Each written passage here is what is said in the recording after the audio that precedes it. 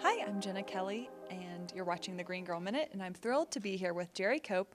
We're in Aspen, Colorado at the Aspen Institute for the For the Forest Symposium, which is connecting the dots between climate change and forest health.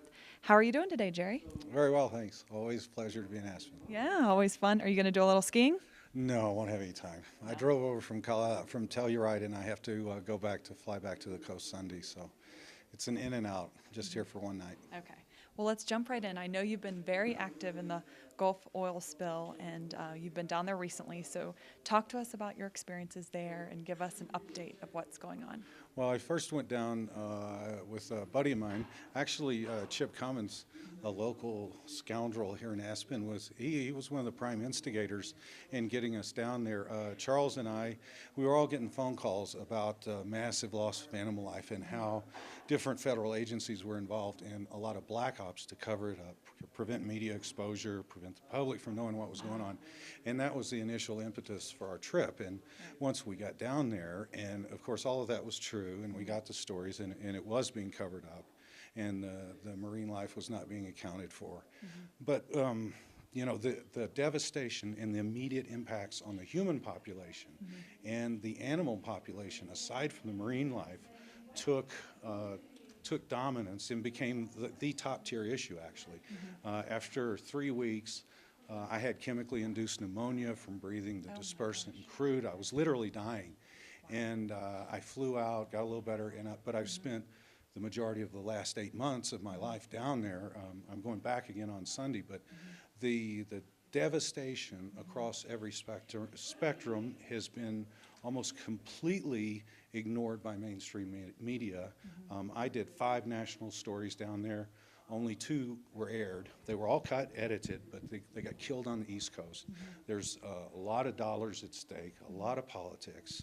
And actually, that was one of the major problems in the whole process. I spent a lot of time in Washington meeting with government officials over these issues, and there was no part of the response to this environmental disaster that wasn't subject to intense political pressure, and there was virtually zero transparency. There's a lot of things happening now which are very encouraging, one of which is one of the scientists, a gentleman named Ira Leifer. I'm going to use his name now. I can do it today. He was the only guy actually on the government's team that was doing the remote sensing, getting all the data from the satellites on what was happening, the oil spill flow rate, the movement of the oil throughout the Gulf. Anyway, Ira was the only guy that knew what he was doing. And all of this data, which has been, I don't want to say it's been covered up, but it's been suppressed. Right. He is, some of that he's in the process of releasing. In fact, he's doing his first public interview today on Living on Earth, and we got to be close friends.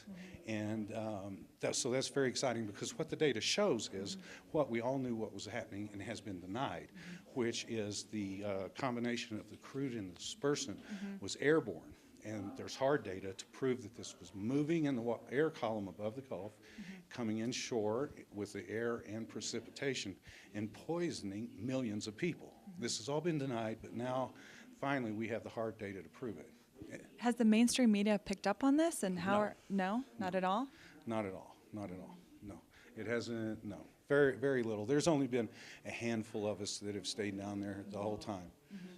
It's So you're trying to tell the story and get it out and get people to realize what's really going on? Well, there's, and because the impacts, especially on young children, pregnant women, they're going to open these beaches again that are not clean. The water is not contaminated. They sank the oil, and it's below the surface of the ocean. There is no technology to recover it. And they did this knowingly, and it was completely unnecessary. So what needs to happen is it needs to be acknowledged that the response was a serious error on many levels. They need to take care of the impacts on the ecosystem and all biological life that was affected, human and otherwise. And then there needs to be a serious plan in place so that we never, ever have this type of event again, and we need to move to green, renewable energy yesterday. That's the real answer. Very true. And earlier you were telling me about a fundraiser that you're involved with. Oh, yeah, this that's very spring. exciting. So what's that all about? We're going to, on the first memorial anniversary of the spill on April 20th, there's going to be a lot of events in New Orleans, and we're going to cap off the day with a big fundraiser at the House of Blues in New Orleans. And we're going to have a lot of big music acts, a lot of movie stars, and it'll be broadcast live on cable. And you can call in and donate some money. Okay. Where's the money going to be going to? It will all go to grassroots organizations on the Gulf that are providing medical care not only for people but veterinary services. And we're going to initially set up 2 clinics, one in Louisiana, one in Alabama, and remote area medical, which is a lot like Doctors Without Borders, but they function here in the States. They're going to be providing a lot of the logistics, and hopefully we'll have those up and online early May. Okay. So can people buy tickets to this event, or it's going to be? We'll have a limited Yeah. number of tickets. Right.